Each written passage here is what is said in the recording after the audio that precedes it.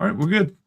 All right. Good afternoon. It is Monday. Actually, I'm sure we've done a Monday show at some point, but I think this is our first Monday at 1 p.m. Eastern Standard Time here in Virginia.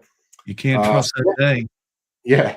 So, welcome to the Gear Locker on a Monday afternoon. Yeah. And Monday. yeah, Monday. Everybody's starting their week off. We started our week off. Yeah, yeah. Everybody's at work, but hopefully tell your boss you need to take a break. If you're in our time zone, if you're in Europe, it's already almost evening. So Yeah, yeah. tell So, your other boss, your wife or your husband, yeah. you need a break. That's our wives, by the way. Our wives are our boss. Yeah. Mine's Yeah, literally my boss. we talk about this all the time. That's why we're still married, you know. So Yeah. Yeah. For real. Um, yeah, so what I had one of the things we're gonna talk about, I'm gonna pull up while you're talking for a second, and yeah. then eventually we're gonna get to your guitars. hmm So I don't know what I was thinking about the last couple days is I saw a video. It's there. I'm not sure if anybody's familiar with Masters of Shred channel. It's a guy that does a Mhm. pretty cool YouTube channel, and he basically just focuses on 80s guitars and the 80s scene and that whole, the shred whatever players. But it's a really cool channel. I've watched them for a while. So I saw an interview that he did with the guy from I think they're called Diabolic Guitars. They're out of Mm. Seattle, Uh-huh. and his name escapes me right now. Something Lundgren or something his last name is. But he played in the guy that owns that company played in Queensrÿche for a few years. Younger guy, and really really great guitar player. But Mhm. I've been following his store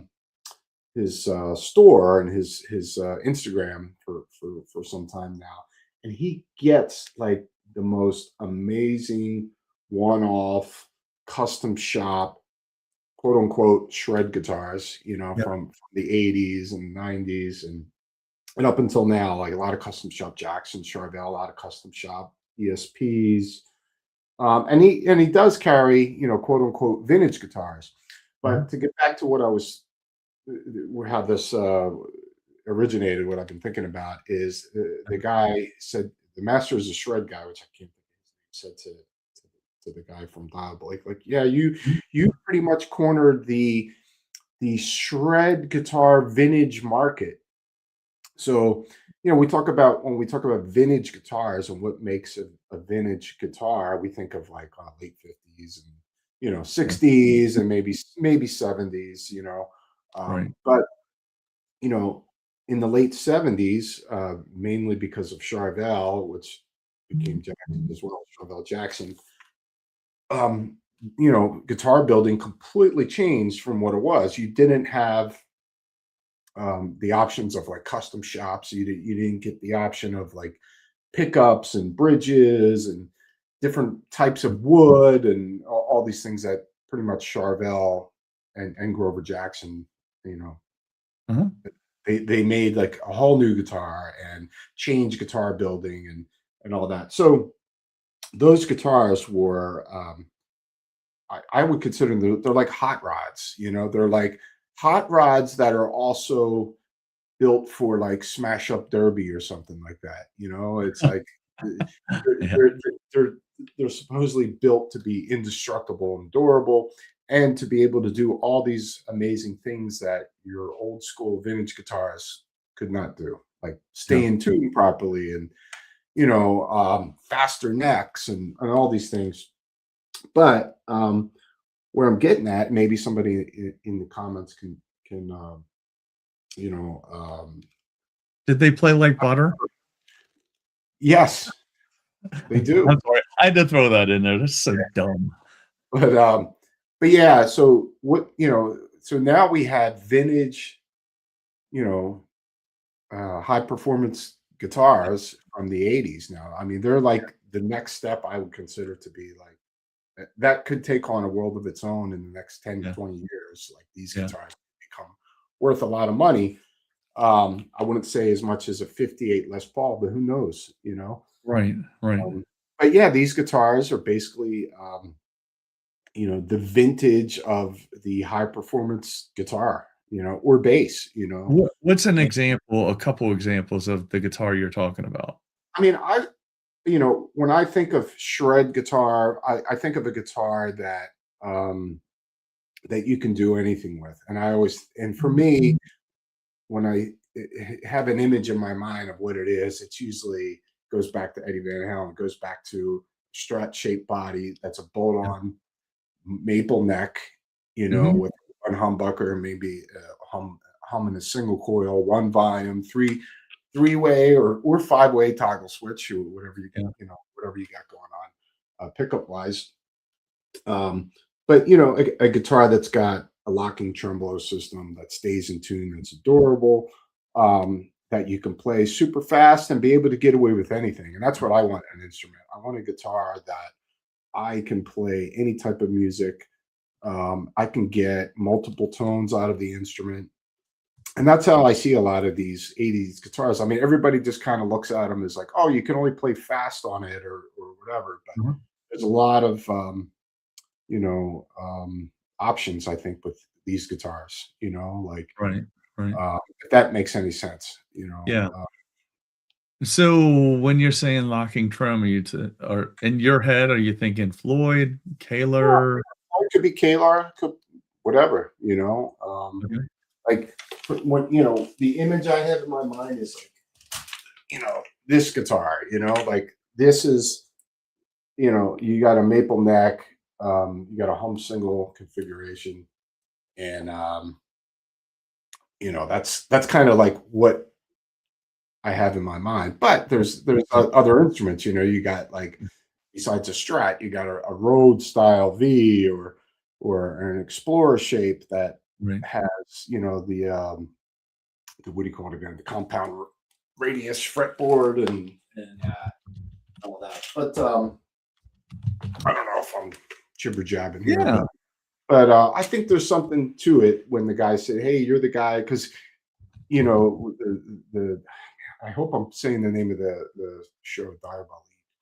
Um, the guy was like, he said when he started doing this and getting into the world of buying guitars and selling them, he would go on tour, and he was always the guy that would go to some of these shows, these guitar shows, and where everybody else was looking for old Fenders, Strats, and Tellys, and Gibson Les Yeah. Pauls and stuff.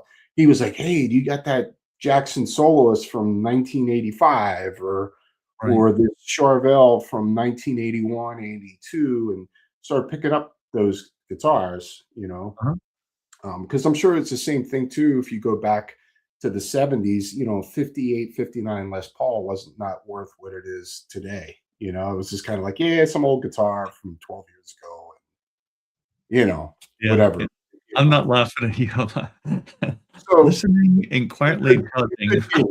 It could change where you see a Charvel, like an 81 Charvel Strat, for, $35,000 or 40 grand, which there may be some Yeah. up for that much, but Well, KUF, what do you think about a vintage shredder? So I know his idea of a shredder is a Stratocaster that weighs 112 pounds. I love messing with him about that. I could do without the 112 pounds, No, he like it's not 100, it's heavy. Uh, Good afternoon, man. Thanks for joining us. So, and we're gonna get to the upgrades we did to your guitar down after this discussion, a couple videos and pushing air and me trolling everybody with pushing air. But so my favorite, and that was you're talking about an era of time where I wasn't playing guitar. I was chasing fire trucks during that time. So I wasn't around when the Model Sixes. So anything that I know about those guitars are things that I've learned much later. You know, and we talked about that Jackson, which I still like a lot. I played it a lot this week, but Mhm. I think I like that because it reminds me the body, the neck, the fretboard, all that kind of stuff reminds me a lot of a Charvel Jackson Model 6. Yeah, and well, Oh, here we The Model 6 was taken from that guitar. Yeah, and That lo was and behold, that was like the cheaper version of the Soloist, the Model 6. I forgot he had a Model 4. Yeah. Yeah. So, and I think if I'm not mistaken, the difference between the 4 and the 6 was bolt on and neck through, if I'm Mhm. not mistaken. But I think you were yeah, and correct. that's what so I wish the new Jackson Americans, well, that are now they're doing away with. I wish they had the electronics in them. Not necessarily. I'm not a big fan of the old Kahlers that were on those. Mhm. They're a little bit Do you mean weird. the options for the split coils? They would have, like, the 1 Oh, yeah. volume, 2 tone or 2 volume, 1 tone, and the 3 switches here? Yeah. Yeah, yeah, so and I've seen it the one that I see and hear the most is, that it has a mid boost in it, so one of the switches hooked up to the mid boost to turn that off. So the Uh, original Soloist Jacksons was that as well. So he said with it had the switch Caleb bar, never had it in it. and they actually made, maybe about maybe 15 years ago or something like that, Jackson did a special run where they copied those original, Jackson Soloists, and they did a Yeah, short run of a bunch of them. So it was but I think the only difference was they didn't have the Kalar, they had the Floyd, but it was they made them the same way, just no, and like I they think some people have converted them over. If you see them on Reverb now, which they shot up after the pandemic, the Model 6s especially, they shot up. They're coming back down into, like, a decent range now, and that's a good guitar, but you find them on, they're both ways. They have that older and it may not be a Kahler, it may be a, I don't know, it may be Jackson's version of one, it's very similar. It has, like, the little barrels on the end of it, Oh, uh yeah. yeah, so it has that you can find those on Reverb. They're pretty affordable now. I mean, affordable, 1,400 bucks. Affordable if you're 1,400 bucks is affordable to you. Mhm. So, yeah. Yeah. So, yeah, Is there that's kinda my favorite. So go ahead. I interrupted you. Yeah. But, yeah, I mean, but that Model 6, like I said, was just, the, affordable version of the original Jackson Soloist, Yeah, the right. same options and all Yeah, that. Yeah, amazing guitars, and, I think that was also the beginning of, when people started to figure out how good Japanese guitars were right. because, Jackson Charvel was strictly basically a custom shop, and his guitars were Mhm. all one by one. And, it's like when the company started to grow, they outsourced to Japan. And Yeah, I remember my friend Chris Olson, he got for Christmas, I think it was definitely 1987 Christmas, and his parents got him a model. I'm not sure what sure about. It was a bolt on and the hum single yeah, configuration. I'm not sure what okay. that was. But man, that guitar was just he still has it too, and such a well-made instrument, you know. Yeah, yeah. And I think that's when people started to figure out like how good really the Japanese were at making guitars. But the Well, guitars were you know equal what, par with the USA almost. So now the question, do you ever cover acoustic guitar? Do we ever talk actually, I talk about acoustic guitars a lot, yeah. especially, like, the way they're built, kinda nerding out on Martins and Taylors, bagging on Martin sometimes, and different yeah, so the answer to your question is, we probably talk more I mean, more of the audience likes to talk about the nerdy electrical stuff, but I love talking about acoustic guitars, the way they're built and the bracing. We talked a lot, a couple weeks ago. So if Mhm. you look back at an older show, we talked about the new Taylors and the neck adjustment that they have, which I think is super cool. I'd like to get my hands on one of those and try it out, see if it does anything to the sound of it. Yeah, Yeah, yeah. so we do. We talk about those, probably more electric, but I think we talk about a little bit anything that's kinda newsworthy, you know? Anything Mhm. that, like, grabs our ear during the week, we kinda just talk about. Yeah. So, yeah, so Yeah, and I think I've said it a million times. My favorite is the Model 6. I don't know why. There's probably better guitars out there. Mhm. Let's see.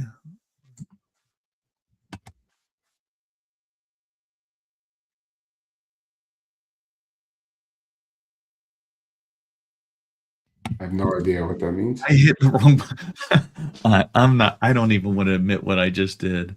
I thought I hit the mute button and I hit the remove button. Does Granada have a history? It's popular. I'm not familiar. I'm Yeah, I'm not familiar with that one there. Um, you can check it out and talk about it next show. Definitely. Mhm. And I know enough, so I know enough guys around here. We have a local builder. I'm friends with a builder down in the Tidewater area, so I can pick their brains and find out more. I'm sorry we don't know that one. Mhm. He said, "Thanks for answering. We tried." He's like, "I have one question and we couldn't answer it." Yeah, sorry, man. We can find out more. Check back next week. Morning. Hey, how you doing? Thanks for joining us. So, yeah, so you wanted to talk about before we get to your stuff, because we're gonna talk about your upgrades and get ready for getting your guitars ready for tour and all that kind of stuff. Did you want to talk about the EVHs? Sure. That's funny because they caught my eye. And well, I'll talk about the Jackson. So I did a couple upgrades to that this week. I put on a titanium block, noiseless springs. A lot of people online, when you look at reviews of that, they complain about the spring noise. So I put noiseless springs on it, titanium inserts, and all that kind of stuff. Um, it plays great.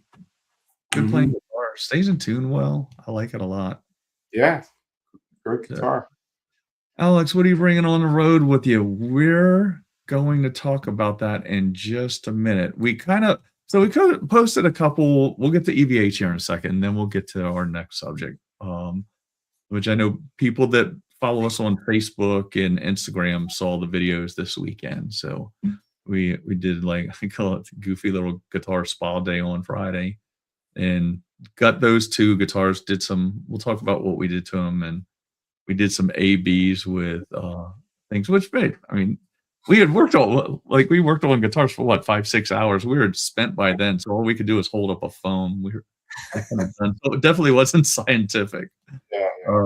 All right, so we'll get to the EVHs and then we'll get to your guitars. And let me hit share screen. And oh yeah, there we go. Yeah. So which one did you want to look at first? Black? Well, I guess it could I guess be. that's the same one, right? Yeah. Is that Yeah, it? Bacon? I don't think so. I think one is, so this is in black and hmm, Mhm. Ox blood, right? Is that what that is? so Same two guitar. Yeah. others. Yeah. So kill switch. Yeah, I mean they're actually pretty cool looking. Yeah, I mean, the finish, whatever, the black's cool. Yeah. But the specs, that neck just looks super nice.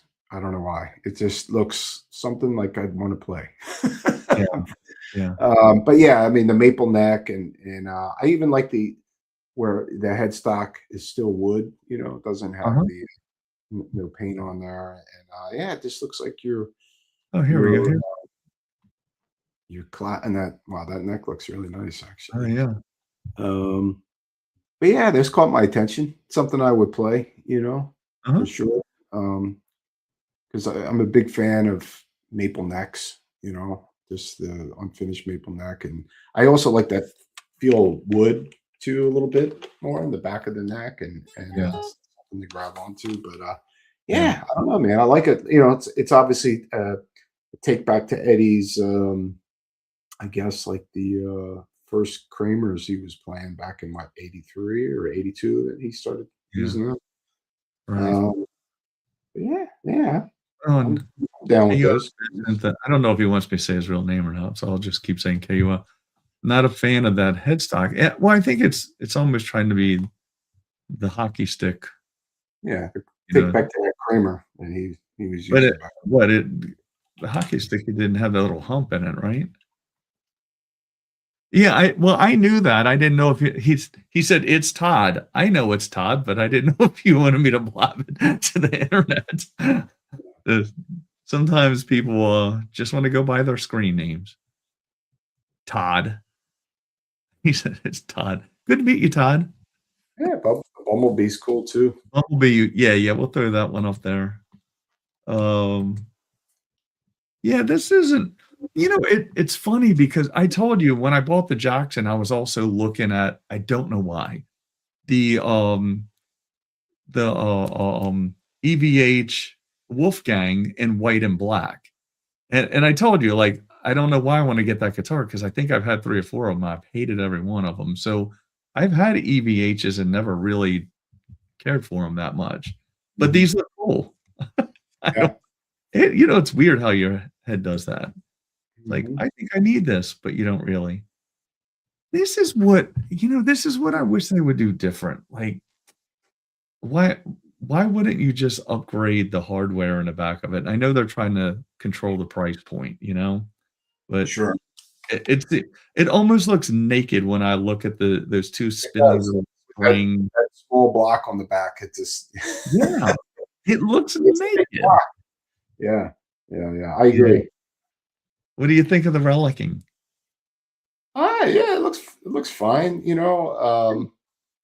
I I like the original it's basically the same guitar. It's just, the red and white and black, you Yeah, know. Frankie?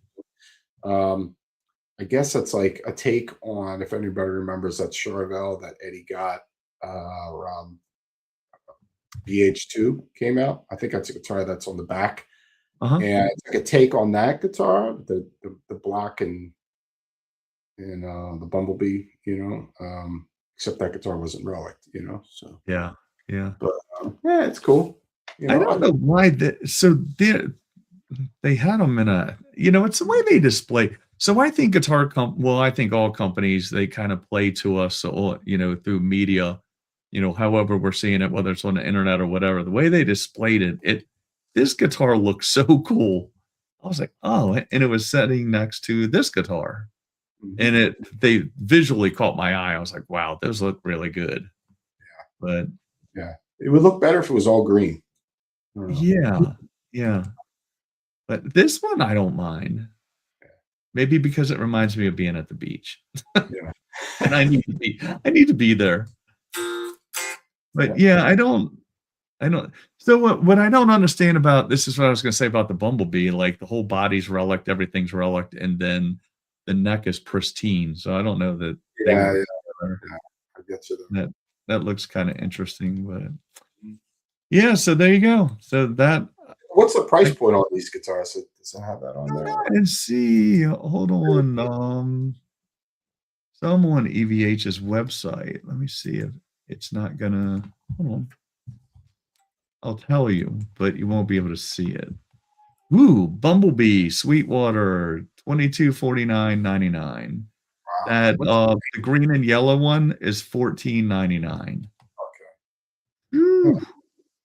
So, but then, you have the Bumblebee for 22.49, but then you have Frankie, which has been out for a few years at 19.99 right now.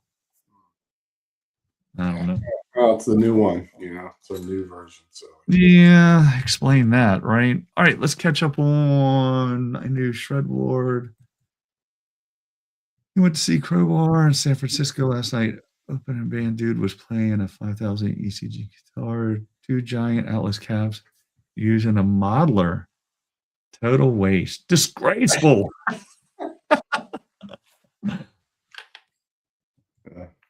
uh, Let's see.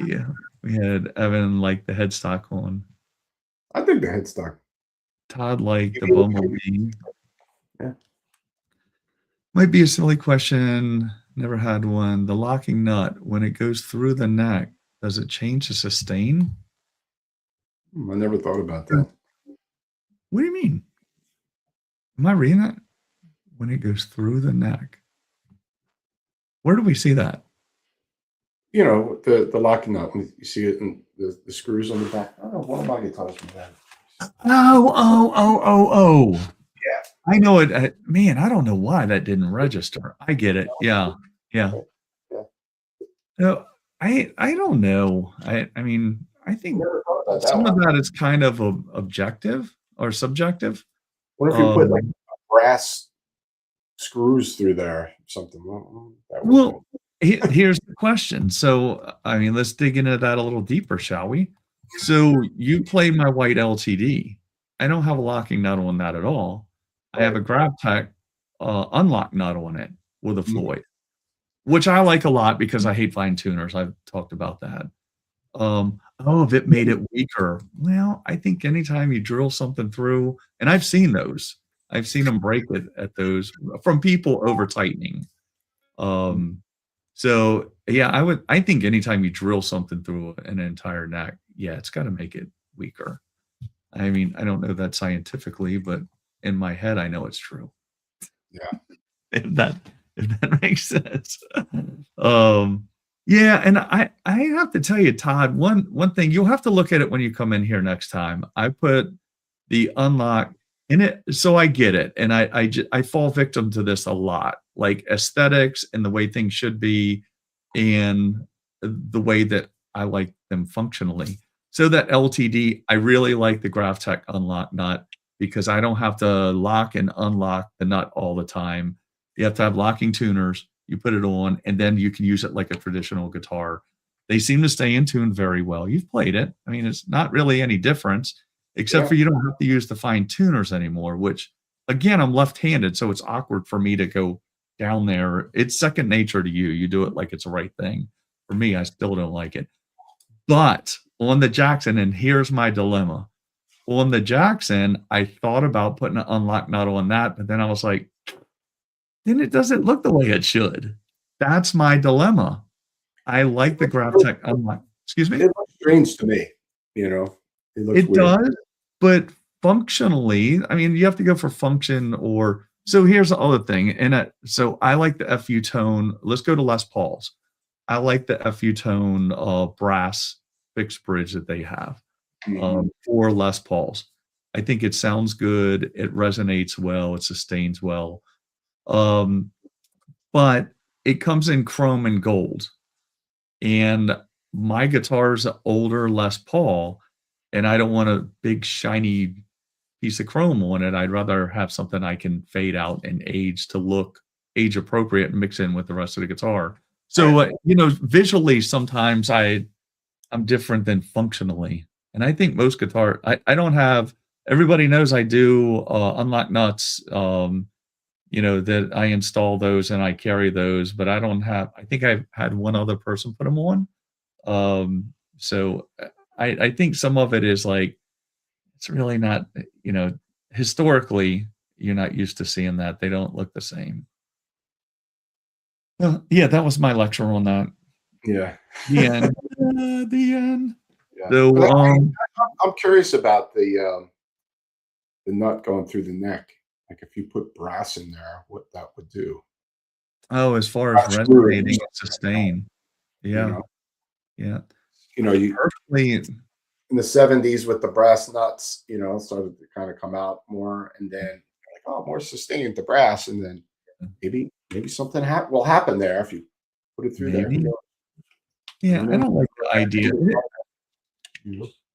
So all the stuff with with anything is preference, and with me, I don't personally, I don't know that I have a guitar where it goes all the way through the neck. But I don't know if I'd want one. But that's Mhm. just me. Yeah, And I don't even know why. Like I don't know if it's better or worse scientifically, but yeah. none of us do. It's all what we want, right? It's all Got about me what you want. thinking, What's that? got me thinking that he brought that up. Oh, bring it over and let's drill right through yours. Yeah. Let's drill through it. I don't think we should do that. Yeah, so that Todd, you're right. That's what I worry about. I worry about it. I mean, maybe you over tighten it or whatever. I don't know. I mean, at some point, like at what point is Like, will it sustain? I mean, do pickups sound better if they're direct mounted into a body or suspended in there through the pick guard? I do think, just my ear, I think they sound better when they're mounted to the brass pickup system from FU-Tone. That's only because I've installed a couple of those and I like them. I actually may do that to the Jackson. And I think that would be a cool little test, see if it sounds better. So, do we want to go over? We're 30 minutes in. Let's go over getting tour ready, getting your guitars ready.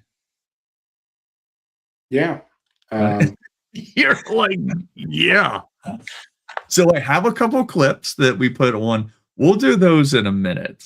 But first, we'll just talk about the upgrades and then, what we did and all that. I mean, because we played with a lot of stuff on, some of the stuff, like Todd's seen some of this. He hadn't seen the Strat that I did because he comes in. People that watch this that come in here, they've seen a lot of this stuff.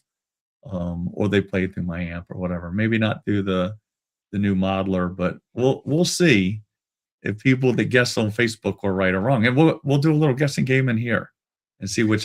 And it's unfair because it's my phone and one sounds different because I'm standing closer to it, I think. So, but we'll talk about sound in a minute. So let's go over what we did. Mm-hmm. You first. Yeah. I need a drink of water. Oh, so yeah. So this guitar, Roger brought back to life for me. It's a. I think I saw Jurgen's comment. I believe you are correct. It's a SV2 or something like that. They're called, but they discontinued these guitars some years ago. So this guitar, right. I haven't played it out live since probably about 8 years now, something like that. Wait a minute. Yeah, something like that. Probably about 8 years. It's been sitting, and one of the main reasons was not to get too much into my personal stuff, but I have some nerve damage and things like that. And the guitar is, for a flying V. Vs are not known to be super heavy guitars, but it's got some weight to it compared to some of the other ones. But I got a different strap on it, and it doesn't feel as heavy on my shoulder now. But it's a big guitar. It's a lot to tackle, Right. But it's one of the best sounding guitars that I got. So I've always been wanting to kind of bring it back out. So recently I was like, you know what, let me bring this back out on the road. And but I wanted to do some stuff to it. And the main thing was I wanted to take out the 2 volumes that were in the front here. See that?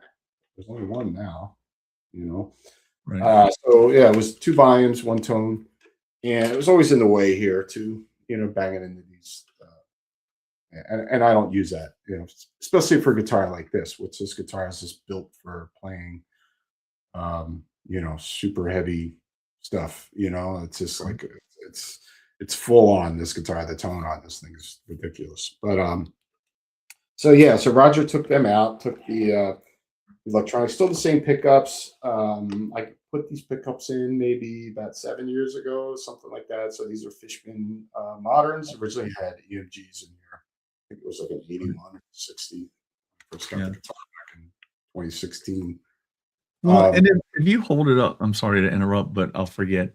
If you hold it up, like we didn't want to leave the 2, and Todd, you'll love this because it was actually Todd's guitar. I think I learned this on.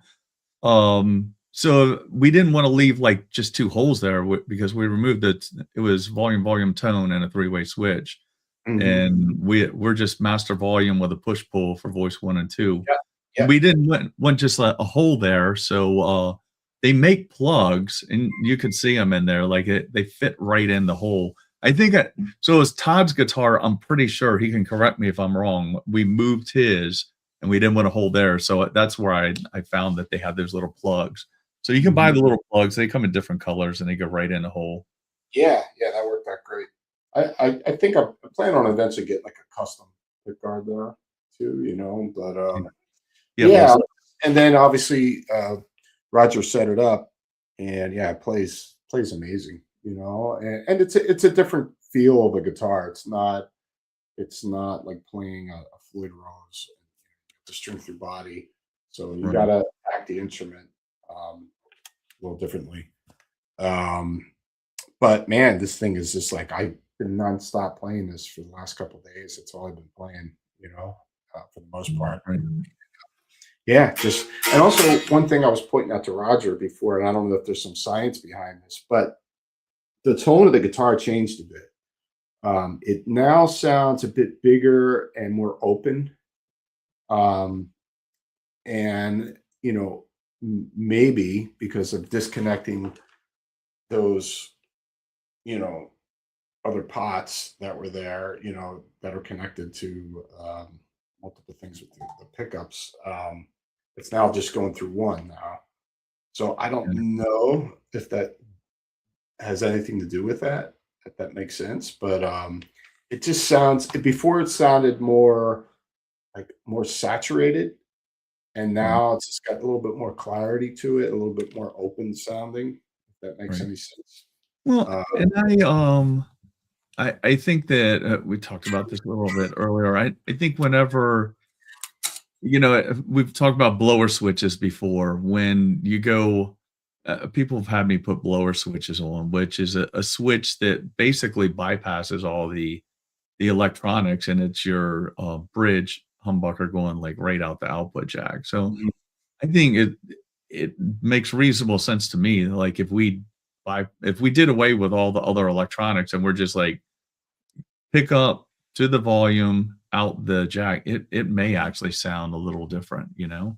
Yeah, maybe kind of similar concept to having just one humbucker in the Right, guitar, you know, right. even though there's two that are functional that are put together on here still, but which I like. Yeah. I like the two. I like the neck pickup too for leads and stuff like Evan that. wants to know if that's the one you used on the Atonement tour. Yeah, yeah, yeah. I haven't Wow, used good it memory. since that album tour cycle Right, thing. then he said, I think "Are the they first made tour. specifically for luthier work?" I was What's that? looking at that in the pictures and was wondering, I don't understand. Luth, Are they made Luthier. it like, so sometimes, the bad thing for everybody in the comments, like, sometimes when we see the comments, it may be a little later and we're talking about something else, Yeah. and we don't understand it, so, yeah, just come back and, like, clarify it a little bit, and we'll answer it. Like, Todd's popped in for the whole plugs. Oh, yeah, got them off of Amazon. Yeah, that the plugs. Hmm. So, that's what I was talking about, like, it jumps back and forth a little bit, and some people, they're watching while they're doing other things. I do the same thing. I get it. So, that the interesting thing to me on that is that has remember I started taking the pick guard off the front, and I'm looking at it going like, "Why are there holes in it?" And everything that looks to be mounted down in the pick guard, and the pick guard's just It's it's just for just a show. pick guard, it's just a Yeah, scratch guard is what it's it is. Yeah, you have to turn it over, we had to go in through the back, yeah, and it's if anybody saw the pictures of I appreciate Jorgen saying how good my work was, but that was actually the last person's work. That was a lot of wires. it's a solid piece of wood here, mahogany. Oh, yeah. Yeah, Yeah. mahogany neck too. Yeah. There were times that trying to figure out, what was done, how we were gonna do this, what wires we needed, and which we didn't need. It was like disarming a bomb Yeah, at times. "Cut yeah. the blue wire." It was "Oh, a yeah." jungle in there, you know. Yeah. Yeah, but it was good. It went together fairly easily, and it sounded good. So then we'll talk about your other one, and then we'll get into the do you have the other one there with you? I'll grab the other one. He said, "Love it, has no bar." So this one's It's a got a kind of handle. interesting story about it, you know. So I got this a few years back from my good friends at ESP, and this is a LTD Aero Deluxe. And let me tell you, this guitar is stellar. This is just like I put this up to against any E2. Really, it's just so well made. And I remember when Roger first worked on the guitar, because we had to get it set up and then put the FU tone upgrades on the guitar. Yeah. But the neck is just the fretwork on this thing is just really superb. But the thing about it is it always sounded a little strange, and I did realize that it was configured backwards. So, if anybody's familiar with Fishman pickups, you have the two voicings. So it was like flip flop. So it was like voice two was in voice one position down, you know. But even that sounded strange. It just had a strange sound to it. So Yeah. my theory is that maybe somebody in the U.S.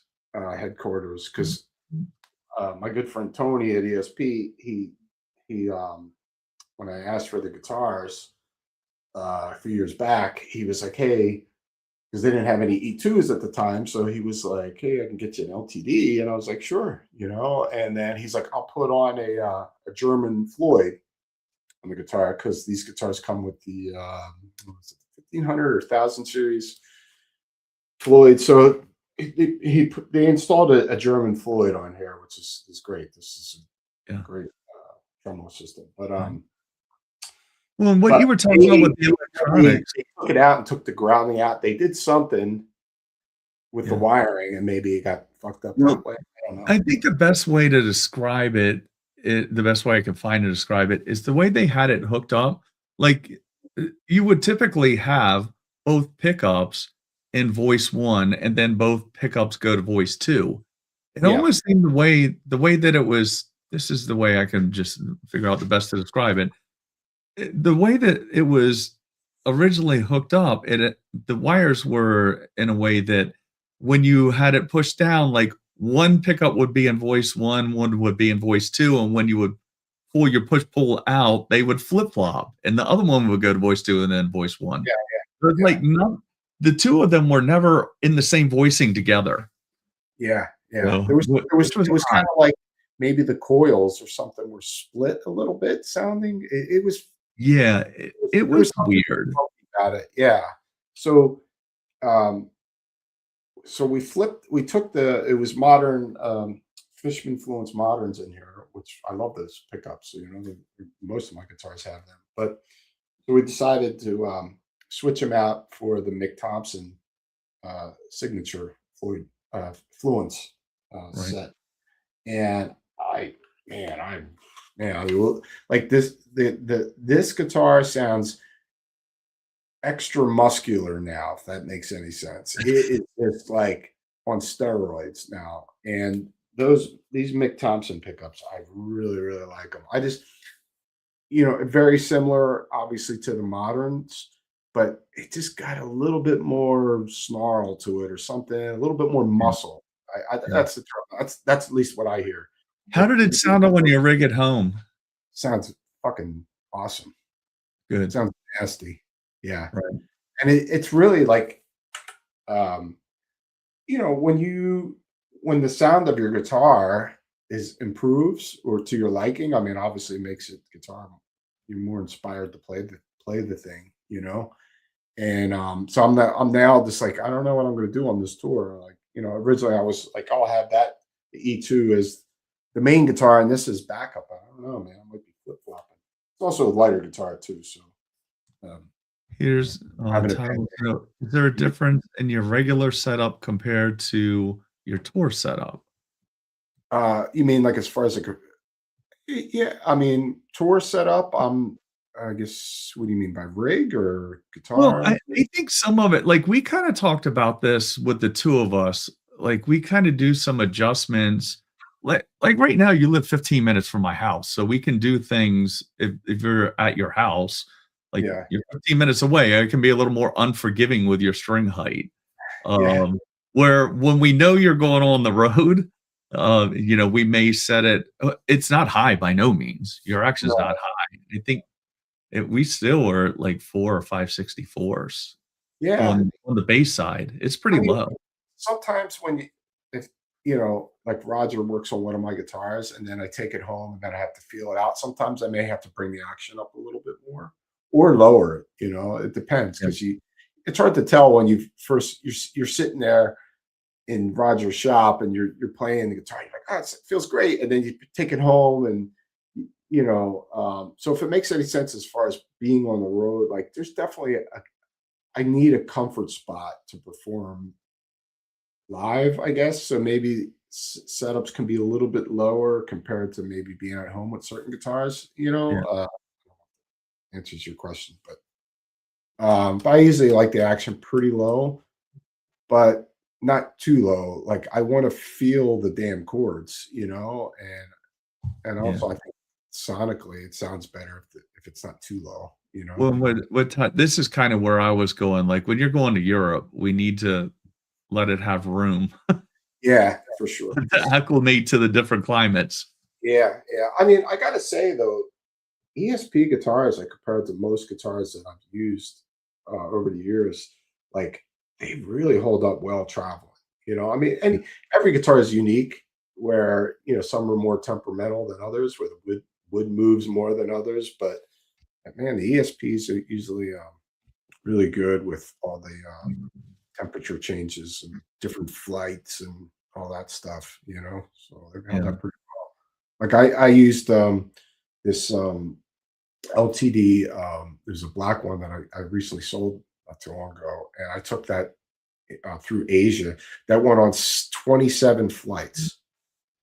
Wow. 27 flights in 3 weeks of a tour of Asia, and that guitar was fine. I couldn't believe it. Like I didn't have to do any adjustments on it. Eventually, over time, the neck started to move, being at home. But 27 flights through Asia, man, that thing held up amazing. Yeah. Yeah. So, you know, So, you know what? I have two loaded clips. If we want to, like after we do those, we can come back and see for those that didn't see how they sounded on, and I don't know if they'll sound better through this, like going through StreamYard and YouTube and all that, but I think I might have a clip on my computer. But I have the other two clips preloaded and I don't want to like knock them down to put that up. So we want to come back to it. We can come back to how the Mick Thompson sounded if you want to. So do we want to go to sounds now? whatever you want to do. Yeah. Whatever, whatever you want to do. Yeah, I normally have that like, what do you want to eat dinner? And then I name something. It's like, no, I don't want to go there. Whatever you want to do. No, not that. All right. So I'm gonna mute my mic because so we don't play a lot of clips on here. So I'm still kind of new to this and how they'll sound. So I'm gonna mute my mic while it's playing. So what we'll do, and to kind of set it up for the few that are watching, is we're just kind of testing up. It wasn't a scientific test. We didn't have a mic set up. Neither of the speakers. Neither were mic'd. It was just my phone before as we were heading out the door. We did this really quick. So the one is going to be the EV8 Stealth. Pedal board is just in front. I took the cable out of it, went directly in the front because we wanted it to be as close as we could. So it's EVH on the blue channel. And I don't even know how they're adjusted. We probably could have tightened them up by having the adjustments be the same. So then we went to the Tone Master, the Fender Tone Master, EVH only, no pedals, EVH, Stealth on the blue channel as a setting on the modeler, going to the Fender powered speaker. And so the thing about that, like we were talking about the other day for everybody watching, so you can so we could have matched the amps, the virtual amp and the real amp. We could have matched the settings, but there's more settings on the powered speaker. So, and I think somebody in the comments mentioned like one almost sounds like it's a little too bassy. And the reason for that is I think one time we adjusted it a little bit because we were playing a Strat through it. So we had to get that high end out of it. So and we just left it like it was. So which may give away like when I play this which one is which. So here we go. We're pushing air. We're pushing air. Well, wait a minute. Before we do it, what did you think? What did I think? Yeah. I could hear the difference, but Yeah. I think both sound great. You know, the Well, I guess what I was looking for. Did the Tone Master surprise you? yeah, yeah, it did. Yeah, sounds great. Yeah. Yeah, I was surprised how good that thing Mhm. sounds. Yeah, yeah. It would sound better if I mean, it's a lot. I said it a million times. I don't like a lot of knobs. That has twice as many knobs. So I just wish I could like, voila, and it goes where I want it to be. All right, so I'll play the first one.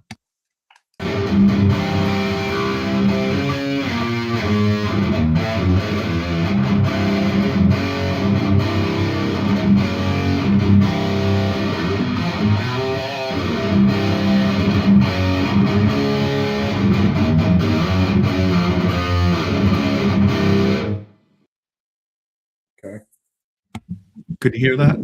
Yeah, yeah, I heard it. Okay, so I'll do the second one.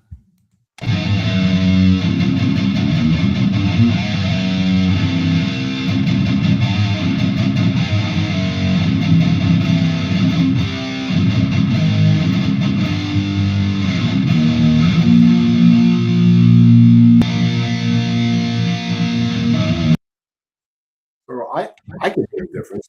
Yeah, well, and yeah, you could definitely there's definitely a difference in the two of those. Some of it when you're listening to the recording back, some of it could be where I was standing too, because I was down from the EVH amp Mhm. and the cabinet, and I was standing right in front of the speaker for the other one, so that could have accounted for some of the sound difference. Yeah. Um, they were semi close, right? Mhm. In person. We probably could have gotten it a little bit closer if we had time and sat down and Tweak fiddle it. with the knobs and all that. Mhm. So the first one was all right, which one was which? I'll ask you. To my ears, first one was the EVH, second Okay. one was the Fender. Yep, it was. Yeah. Yeah, the So bassier one was the Fender. yeah, I mean, it's definitely more, compressed sounding, you Yeah, know? Um, the EVH sounds tighter, yeah, um, less compressed sounding, more open. right, right. Um, yeah, but, Yeah, well, that's funny. So Todd on one is thinner. So which one was thinner? I guess Because maybe the one he means the first one, oh, first video. oh, one is thinner. Yeah. So yeah, and again, so there's a knob, I forget the name of it. The second one was thinner? That was Oh, the one that was actually a little bassier. And there so we could have adjusted that. That's like I said, we had that, the powered speaker, we adjusted that one, I forget what it's not a, mid or anything like that. There's one that you're able, I forget the name of it, maybe I'll know it next time. You're able to kinda dial in that sound, and it gets a little mufflier when you go too far to the right on it, if you will.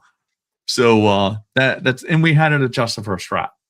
So because we were trying to get that to sound a little and by thicker. the way, Roger has this part Strat that is just I played it up against his custom shop Strat, and wasn't much of a difference for me. Um, that guitar sounds amazing, and Roger's pickups in there too, the singer coils. I just got to plug Roger's pickups. Just Yeah. amazing. It's Like funny the because it's a singer single coil. coil that sounds like a humbucker. Like Yeah, it's a single coil that chugs. yeah. It just wow. I was really impressed. I mean, how good that guitar is. I mean, talk about inspirational instrument. That the between the tone of the pickups and the feel of the neck, just really top notch guitar. Yeah. And of course, And then am I correct? It's a Mexican body with a USA yeah, it's American a player neck. body.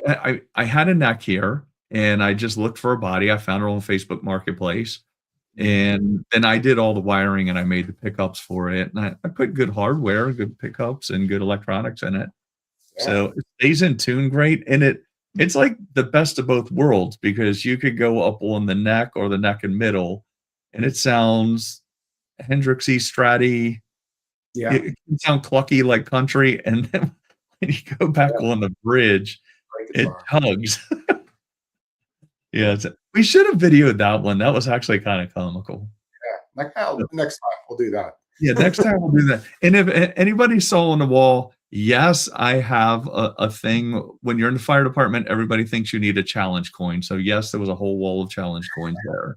So it's sort of like when you're like all your family probably gives you guitar stuff. So in public safety, they give you challenge coins and patches. Yeah. So if you saw that hanging in the background, I'm not nerdy. Everybody gave me a challenge coin. You need somewhere to put them. And if you play too loud, they all fall off of it and you have to pick them up. Yeah. So I have it in the wrong place. So let me remove these. You can talk for a second. I'll try to see if I can get the McThompsons up there without removing us. Oh, I don't know if we did. I forgot that we did that. What's that? I forgot we did. The McThompson pickups. I have that video. Yeah. I'll see if I can add it. If you want to talk, you can. I'm talking. I'm talking. This is me talking. Oh, here we go. Oh, man. So weird. Computers are so weird. I guess it was in the cloud, so it's downloading real fast. So as soon as it downloads, we'll play that. So here's the thing about the McThompsons that we didn't talk about. So McThompsons have multiple different, like, you can hook them up so many different ways. You can hook them up with 2 push-pulls. You can hook them up with mini toggles. Like, there's a lot of variations and, split this, split that, front one, this one, that one, but you simply wanted 2 humbuckers. Mhm. So the good thing about Fishman's is once they're installed, since you didn't want all of those, you just have that just has a volume also, right? Yeah. Yep. Yeah, so with just the volume. So we basically, we had to replace the pot because the pot was bad, but we basically unplugged the old ones, plugged the new ones in, and I mean, you have voice 1 and voice 2, and that's really all you wanted. Yeah. Mhm. So that made it easy. So Fishmans, and this is still downloading a little bit. So Fishmans are, if I were to compare Fishmans and EMGs, like once they're in, I mean, swapping like that is pretty easy. Even doing the other thing, if you can solder, I mean, they're easy to install. But those we didn't have to solder at all to swap out the pickups. Yeah. You didn't even take the strings off of it. Yeah. We just like snapped them right in and Yeah, slip them them in. out. No, the one problem that we did have is they were built to be mounted in a pick guard and not direct yeah. mounted because the screw that Yeah. came with it didn't fit through there, so we had to drill that. Mm. But not really a big deal. But I mean, to compare those with the newer EMGs, that's like installing a set of EMGs is like playing with Legos. Yeah. If you look at the little schematic, everything just kind of plugs in. No Yes. soldering pretty much. This one was when I remember came a little bit easier putting this guitar together with these pickups. Yeah. Yeah, that's because the other one we had a lot of soldering. That one there, if it wasn't for the pot, we wouldn't have had any soldering. So, but yeah, so I mean, 2 good guitars are the ones you're taking out, right? Yeah, these are the 2. Yeah. That's Yeah. it. And so we're at 80, almost 85% download. As soon as it downloads, I'll throw it up here and then people can, if you didn't see it on the Facebook, we put it on Facebook and Instagram. It was on there, but we can kind of Yeah. hear. Mick And that Thompson, was the EVH, right? my salutes to Mick Thompson. He came up with a fantastic pickup. And like Roger was saying, there's other options with the Mick Thompsons as well. Like, I don't know if anybody's familiar with his signature guitar that came out last year through ESP. Oh, wait a minute. So Sorry. today, Automatic. Roger brought back my. I think that's the other video. I can't remember. He took out the difference not having. Oh, but wait a minute. these We can. Yeah, that's the other one. Two volumes and one. It's a world of difference.